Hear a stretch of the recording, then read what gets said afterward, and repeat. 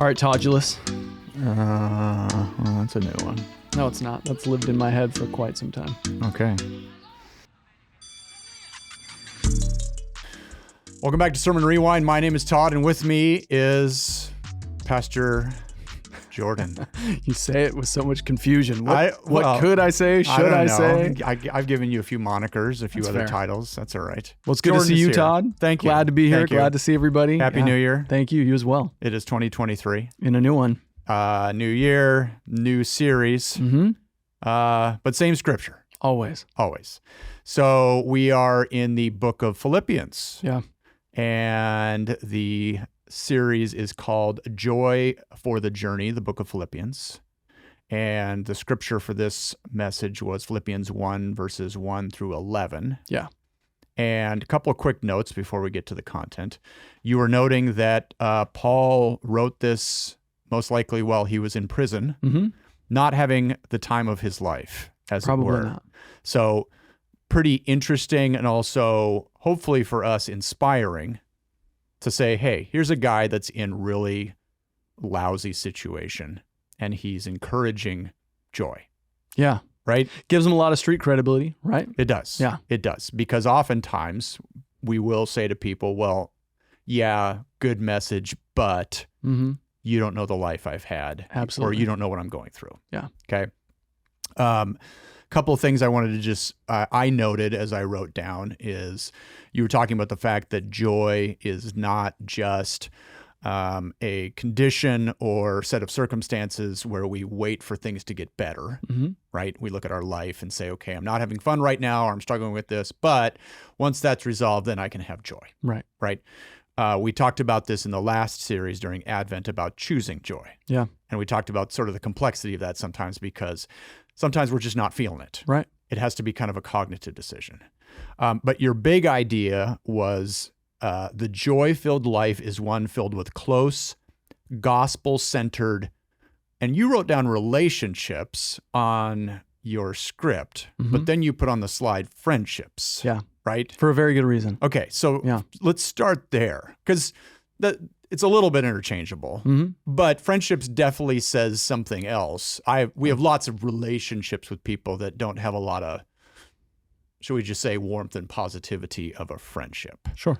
What prompted that slight but important shift? Yeah, for two things. Relationships are super broad, like you said, and we have a tendency to kind of anchor to one or two of them, and that sort of becomes the whole world in which we live. So for those of us who are married, we often do that.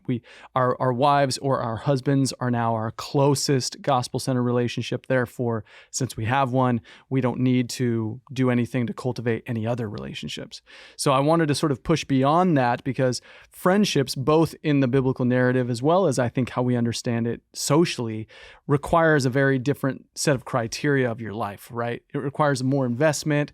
There's a type of intimacy, and it has a tendency to be something you choose that goes above and beyond just sort of the normal nuclear stuff. So relationships seem too broad, too ambiguous, was going to get us in the weeds.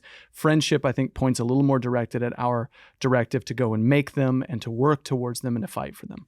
So you were talking about that a little bit, and you were saying, okay, you can't just assume that you have what you're describing, a gospel-centered friendship. Yeah. Right? We could go down a very deep rabbit hole about sort of the hierarchy of relationships that exist in society, right? Someone I know, acquaintance, friend, good friend, close friend, best friend, BFF, whatever you want to call it. Yeah. Right? And there's the delineation between all of those things is very subtle and very individual sometimes. Right? Why is this person a friend versus a good friend, that sort of thing. But you were differentiating between kind of the social structure of things. Hey, this is somebody that you just hang out with a lot, right? Your social circle, as it were. Yeah. Right? The people you call up on the weekends to just get together and talk about life. And a gospel-centered friendship, right? And you to unpack that a little bit. So I guess the first question is, and this stems from, and you mentioned this, people might say, well, I understand what you're describing. I don't know if I have that with people. I've got friends. Yeah. I might have people that I would list as close friends, but what is a barometer for people to sort of evaluate those relationships that they do have in their life to know whether they are a close, gospel-centered friendship? Yeah. How do they know? Super important question that you're asking, and I'm really glad that you are. Because I did kind of touch on this a little bit on Sunday, but I always worry that I didn't do it enough, or that it just sort of flies off the radar.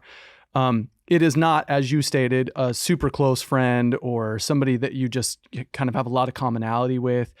It is, and most important for people to hear, it's not necessarily just specifically a person that you share the faith with. I think that's where the wheels fall off for a lot of people, is you say, oh, well, I must have these because I have friends I go to church with, or I have friends who go to church somewhere else. We share the gospel as a common interest. Therefore, that must be a gospel-centered friend. And it's really important for folks to hear that's not what that is. A gospel-centered friend, the way that we get a good and clear picture of that is by looking at what made the Philippians so different to Paul than, say, the Ephesians or the Corinthians. He cared about the Ephesians. He loved the Corinthians, but his relationship to the Philippians was different, and he maps that out pretty quickly and pretty well in these first few verses. And it was that they chose to orient themselves around his life in a way that was deeply invested in his well-being, but also deeply invested in encouraging him and supporting him so that the gospel continued to not only expand in his own life, but to leave him and go out into the world and change the world. So the answer to that question is, if you have a gospel-centered friend when you know that this person is someone who constantly spurs your own spiritual development and your own desire for the gospel to go forth from your life into the lives of many. Not just someone you go to church with, but someone who gets in the word with you, someone who every interaction that you guys seem to have, it always rolls back to what our faithfulness looks like, or checking accountability so that we might be kind of more pure, blameless, and outright devoted to the things that we claim to believe. These friends apart from any other friends. They may not be the friends you go to sporting events with. They may not be the friends that you have all sorts of other commonalities with, but these are the friends that are spurring you onward in Jesus, and they absolutely turn your life upside down. So I'm going to come back to that in point number 2, but in your first point, you said gospel friendships fill us with greater joy. Yeah. Right?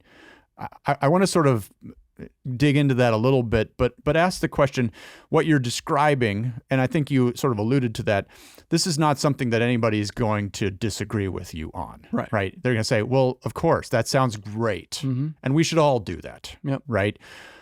What do you say to the person that struggles to kind of cultivate that, right? They say, I would love to have gospel-centered friendships. I don't know how to do that, right? How do you encourage that person? Yeah. So I gave an example on Sunday morning of a friend that I had in high school named Tim. It was so funny. My wife was asking me after the fact. She's like, I'm trying to remember which Tim you're talking about. Obviously, she didn't know me in high school, but she said that the Tim that I know that you've talked about at other times was not the Tim that we're talking about here. This guy he's a fantastic human being and a saint, true and true. But he was probably the biggest nerd I've ever met in my life in high school. I mean, we could not have been more eons apart from one another with regard to social status, with regard to mutual friends, goals, trajectory, music, culture, you name it. We could not have been further apart. But what stuck out about him to me is that I watched him from afar be unashamedly serious about Christ. Like, he was very outspoken. He was super disciplined. He's the guy that I would watch, take time like on his lunch break, and he would go find a place to sit down and he'd get in his word. And that was so intriguing to me because I was like, I know lots of other Christians, but I don't know Christians that truly seem to be on mission, even in this phase of their life right here, right now. And so what happens is I was almost like drawn to him. Like, my heart was like inclined to want to be in community with this guy. And so I went and stepped out of my comfort zone and initiated conversation and became friends with him. And that link was, I saw something in him that made me want to follow Jesus more. It made me want to pursue the things of God and the kingdom more and passionately. And so I went and made that relationship because it was so clearly something that I didn't have to the degree that I wanted in my life. What I would say to anybody else watching who says, I struggle to make those, I don't know that you do, actually. what you need to do is you need to think to yourself about who is that man or woman who you look up to in the faith. You might go to church with them. They might even be in your family, whatever. But you know this person is deeply serious. They love Jesus. They are passionately pursuing him. They're looking for opportunities to serve, looking for opportunities to pour their life out. They take the word seriously. They're constantly praying for it to cultivate a change in them. If you know that person, how many efforts, or what are your efforts like as far as engaging that person for real and life-giving relationship? That's on you, right? It's not that you don't know how to do that. You just maybe haven't done that. And so you just need to take the time and say, who is this person who I deeply, affectionately, passionately want to be like, right? Follow me as I follow Christ type behavior. Who is that? And then I'm going to engage that person and start building and investing in that relationship. So I'm going to challenge that a little bit, only because I'll buy that, but it's easy for you and I to say that because Why? Because we have a certain comfort in walking up to people, right? Okay. We have a certain boldness. Sure. All right. And that doesn't mean that other people can't. Mm-hmm. You and I both agree on believing in people's potential. Yeah. We know that people can do stuff, even if they say, oh, no, I could never do that. We go, no, you could. Mm-hmm. You could. You don't want to, or you don't know how to, or you just haven't built up the courage to do it. But you can do this, right? Fair enough. Is that too much of a just kind of do it type of thing? Because I'll agree with you, right? Because that's what I would say to somebody. I'd say, well, if you want to get to know that person, just go up to them. Right. Just go up to them and just say, hi, yeah, I'm so-and-so. That's terrifying for certain people. And there's people that walk up to a person and they just no words come out. They don't know what to say. Yeah. They don't know how to be vulnerable. Or like on the one hand, you've got people that are silent, they undershare, and then there's people that overshare. They walk up and they just, here's my entire life. Right. And that's hard too. Fair enough. So, I mean, there's not really a follow-up question there, but I think it's also about saying, yeah, I'll agree with you, but I try to remember that in life. And I'll be sensitive to that, right? Yeah, there are deeply introverted people. There are folks that are just scared of being the kind of initiating party. I respect that. I also want to create a tension, pastorally so, that says at some point, excuses have to stop being made. Sure. And I don't mean to be harsh or anything like that to anyone, but I think it's fair to say if you want that, you can have that, and it might be a little bit more costly, but it's good and worth it. So what do we do then when these friendships, as much as even if we do cultivate them, mm-hmm. right? What happens when they let us down? Because these are people we're talking about. Right. They frustrate us. Yeah. They don't reach out to us in our hour of need, or they gloss over things, or they talk too much about themselves, that sort of thing. What's our attitude towards that? How much do we say, hey, we're friends, but you're kind of annoying me right now, versus saying, okay. I feel like I've been that to a lot of people. Well, okay, but that's mutual, right? Yeah. You could say the same thing to a lot of other people, right? You're in an interesting position as a pastor in that people sort of expect you to just be nice to all the time sometimes, or gracious. I'm not. I know you're not. I know you're not. Yeah. And that's why I love you the way you are. But there have been other pastors that I've known that when someone comes into their office and just reads them the riot act about some silly little thing that they don't like, the pastor has sort of sit back and take it, as opposed to saying, you're my brother or sister in Christ. What is wrong with you? Yeah. Why are you ranting about this? This is so unimportant.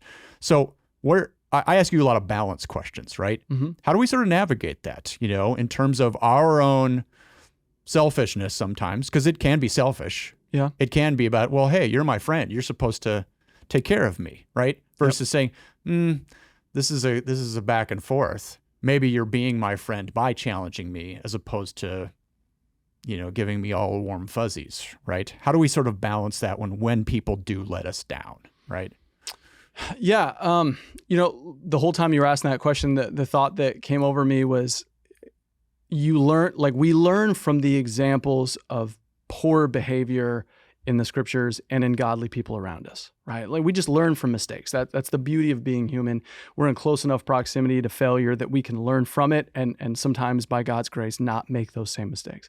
I think of Paul getting very, very irritated with John Mark, who was his kind of one of his earlier missionary companions, and John Mark shows a little bit of trepidation and fear as things start to get a little bit, hot and heavy in certain cities. And he bails and he says, I can't do this anymore. And Paul's response is not favorable. It's not kind, right? He doesn't say, oh man, John, I totally know this feeling. Why don't you take a breather, step out for a couple weeks and come back? No, Paul cuts him off and like removes his name from his memory. Like he's just done with him. He just moves on. He sends him packing, never to be thought of again. The good news is we know that behavior was a bit of a mistake. And I think Paul even reflects on that some himself and later speaks incredibly generous and incredibly kind over John Mark's continued effectiveness in the ministry later. So all I would say is know that there are going to be John Marks in our relationships, right? Know that there are going to be people who woefully fall short. And I would say do what Paul's maturity ultimately brought to bear. And that was be gracious with one another, right? Like even your best gospel-centered relationship is still going to be fleshly devious at some points, right? And so you just have grace for your brothers and sisters, right? We just know that we're not perfect. We're doing this together. We bear one another's burdens. We fight the good fight. We keep our eyes set on the prize and run the race together. But yeah, we have to be honest and very human. Like the higher the pedestal, the farther they're going to fall. That's all it is. And so we just need to be quick to say, okay, let's get back up and start climbing it again together. Fair enough. So in your second point, by the way, a rare 2-point sermon. Second point, gospel friendships focus on greater things. You mentioned Paul and John Mark. You also mentioned in the sermon the idea that, again, back to the fact that he was in prison, he could have very easily turned this into a, hey, folks, I'm in prison, come take care of me type of thing. Yeah. Right? He made it about sort of the big picture. And like I'll use the phrase, hashtag first world problems, right? When we were walking up today, you said, how's your day? And I said, it's been a day. It's been busy. Lots of stuff going on. But again, things that I have to put into context and say, I'm not suffering so much as I've got to just work through some things. Yeah. In the midst of a lot of privilege. Real life stuff. Right. So the question then is, how do we then focus on greater things, knowing that there's going to, again, be this give and take? And you talked about the fact that, sometimes we have to have grace with people. Do all of these gospel friendships, should we work towards them being sort of an equal exchange back and forth? Because I think you said the word befriend or befriend. I wrote down befriendship. Right? I hope I didn't say that. I don't know if you did or not, or maybe you just said befriend and I turned it into befriendship. Okay. Right? I'm thinking about relationships that are sometimes one way. Yeah. Right? You listen, you're a listening ear to somebody. You give someone the grace to let them just sort of unload their life to you. And maybe they do that on a regular basis. Yeah. You and I have both encountered people that you start a conversation with them and they talk about themselves the entire time and never once say, and how are you doing? Or what are you interested in? Yeah. Or tell me a little bit about your life. Yeah. Right? At times that's frustrating. At other times you say, that's where they are, right? I got to give them grace. Yep. Okay. Is it selfish for us to say, I want to try to balance all of my relationships? Or can I kind of have a set of befriendships where I say, I'm just going to be a support for this person. I'm maybe not going to get a whole lot out of this. I'm not going to get a lot of reciprocal support and challenge. I'm just going to have to get that other places. Is there a danger to us kind of treating people as projects? And is there a danger of us sometimes, sort of serving people not from an overflowing cup, right? You've got a whole bunch of situations where I'm serving. No one is filling me up. No one is challenging me. No one is encouraging me, right? Yeah. How do we balance the selfishness of us wanting love and care and support with, we're here to minister. We're here to love our brothers and sisters. Fantastic question. And I think that is the like drain and the buzzkill to relationships like these. Why sometimes people don't even pursue them very often is because they have a tendency to be one-sided, right? You might engage a relationship where the other figure seems to feel like they have a significant amount of experience or wisdom over and above you. So this becomes a relationship now where you just sort of sit under the tutelage of, as opposed to being able to offer gifts and support and contribute in any way, and vice versa, right? You have relationships on the other side where you bring them into your life and your house, so to speak, and they just want you to talk and to tell them and everything, when you are likewise looking for some mutual iron sharpening iron. I do believe this, that no faithful, ever-moving relationship, friendship, where both parties are seeking wholeheartedly in some capacity the best interest of the other, I don't believe it's possible for iron to not in some way sharpen the other piece of iron as well. I think that inevitably there are going to be maybe areas of your life that you're growing and benefiting from that are maybe not the ones you went in there expecting or hoping would, but that are just naturally by virtue of the Spirit's desire and work in us are being expanded, are growing, are developed, et cetera, et cetera. So I think part of what you have to do is you have to go into that relationship and try to squelch some of your expectations with a bit of an open hand saying, Lord, really do something remarkable, even if that remarkable thing in me and in them is what we didn't expect. Whatever it might be, do that thing, right? I think if we go into that a little bit more open to the possibility, the mystery, the giant potential question mark of what the Spirit might do, we just might ultimately be surprised at the outcome. So I would say that's a great way to balance it, because I don't know there's any way to pick the perfect friendship that's going to just automatically be preloaded to fill everything that you need. Jesus can only do that. We know that. But we should pursue them with a desire that we can give our all for their good, and that somehow in a result, through our rapport, the Lord Jesus will do something remarkable for us. I think that's maybe the best way to go about it. All right. Thank you. Yep. Gospel friendships. Absolutely. It's the best. Thanks again for joining us on Sermon Rewind. If you have questions, comments, concerns, anything you want to let us know, put that in the comment section of the YouTube video. Also, we're here on Wednesday nights. We have some new book series starting. We'd love for you to join. We'd love to see everyone in our community part of this. Otherwise, we'd love to see you on Sunday mornings at 10 a.m. Thanks again for watching Sermon Rewind. See you soon.